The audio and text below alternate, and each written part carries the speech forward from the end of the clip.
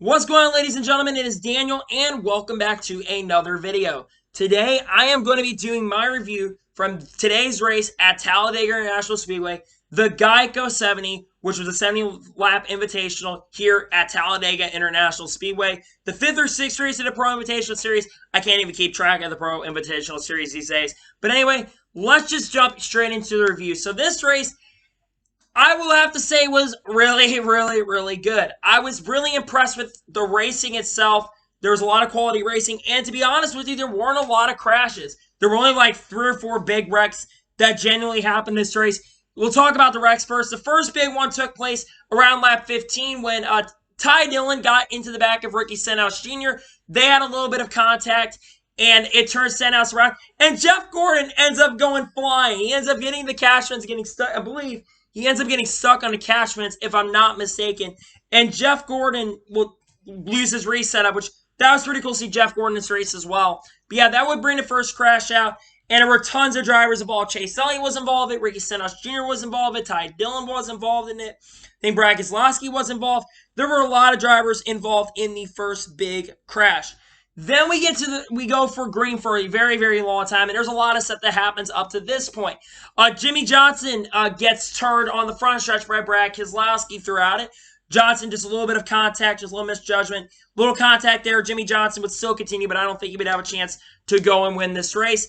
And then later in the race, while Clint Bowyer is leading the event, Clint Bowyer ends up blowing up because he got, because the car ended up overheating. And Bowyer did not have a chance to win this event. Clint Bowyer, let me just say this for the record, even though I don't think Clint's been that great in this Pro Invitational Series when it comes to racing, I should say, Clint Bowyer's been a national treasure to watch in this Pro Invitational Series and one of my favorite people to watch, especially throughout this Pro Invitational Series event. I think Clint Bowyer's brought on a really good show, and he ended up blowing up. However, because he got to use his reset, and the car basically reset for him, and Clint Bowyer got to continue on throughout the race. And then, Bowyer, I think just Bowyer in general is a very funny, entertaining guy. And then the next caution would come out with about 14 laps to go, which would be only the second caution of the race, for a couple car incident. Brendan Poole got into the back of Chase Elliott, and those 3 drivers were involved. And then, unfortunately, Jeff Gordon would be involved in this big one. He, unfortunately, would be basically done with the race. He'd be 7 or 8 laps down. He would not have a shot to win the event, and Jeff Gordon's chances of winning the race were pretty much over after he had used up both of his resets throughout the entire race. And then we went back racing with 9 laps to go in the event, and the racing got really good. You had a really good battle between Ty Dillon, Garrett Smithley, Alex Bowman. All those guys were contending for this win, and pretty much throughout the day, it looked to me like William Byron had the car to be in this event. Unfortunately, Byron had a little bit of contact. Can't remember from who. He got sent up the racetrack. He was able to save it, however, and he continued on. With 4 laps to go in the event, there was a little bit of contact between Joey Logano and I believe it was Ryan Preece, if I'm not mistaken. I think Preece got into the back of Joey Logano, and Logano went down to hit his teammate. This would bring out the caution with 3 laps to go, and Ryan Blaney ends up going flying and ends up flipping, which that was pretty hilarious to see. Yeah, and this race had a lot of topsy-turvy moments. And Ryan Blaney would unfortunately, I believe he would not continue throughout this race. I think he ended up DNFing. I don't remember very well. But Ryan Blaney's day would come to an end with 3 laps to go. And then we went back racing with 2 laps to go. And this would come down to shootout between Alex Bowman, Ty Dillon, Corey LaJoie, and multiple other drivers. As we came to the white flag, coming down the front stretch to take the checker flag, there was a little bit of contact between Ty Dillon. It came down to Alex Bowman and Corey LaJoie for the win. It was a 3 wide.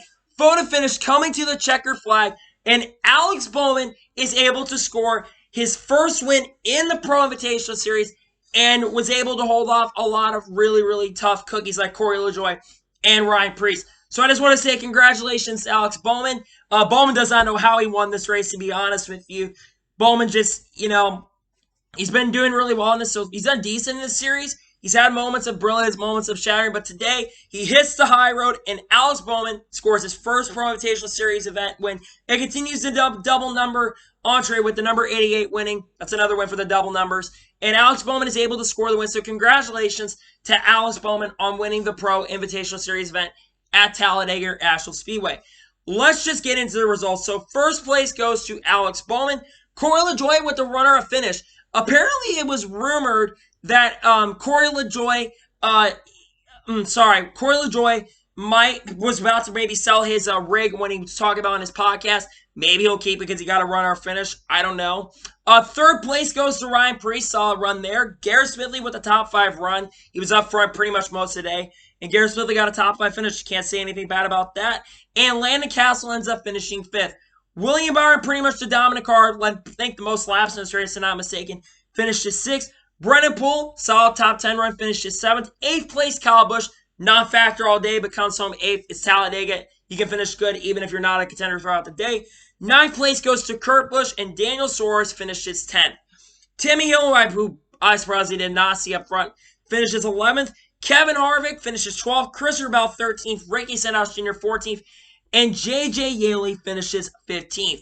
Parker Kligerman 16th. Ryan Blaney, who got involved in the big one, actually finished his 17th. Good comeback there. 18th, Eric Almirola, who, funny that I mentioned this, so I'll talk about Eric Almirola for a second.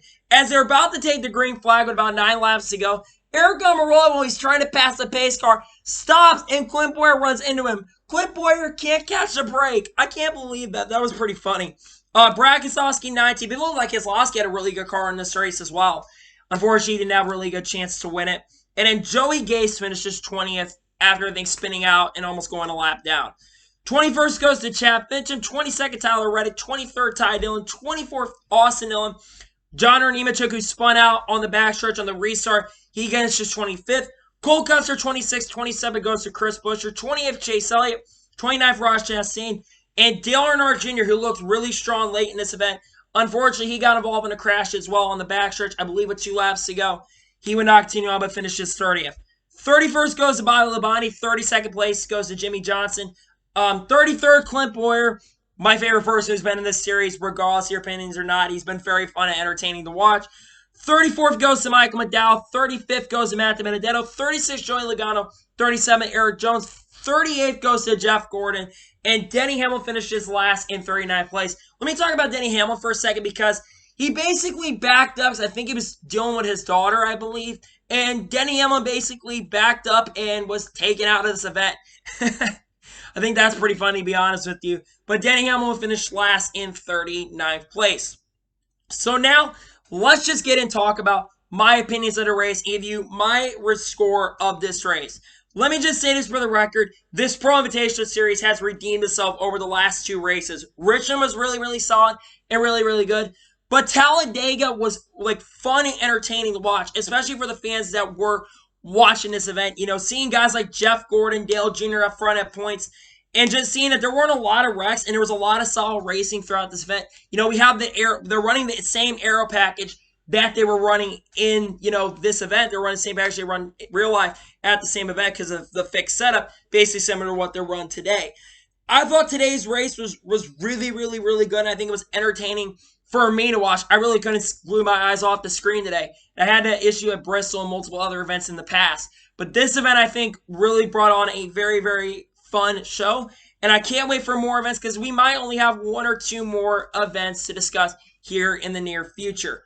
So yeah, let me give you my score of this race. I am going to give this race I'm going to give it a 9.5 out of 10. Almost a perfect score in this race.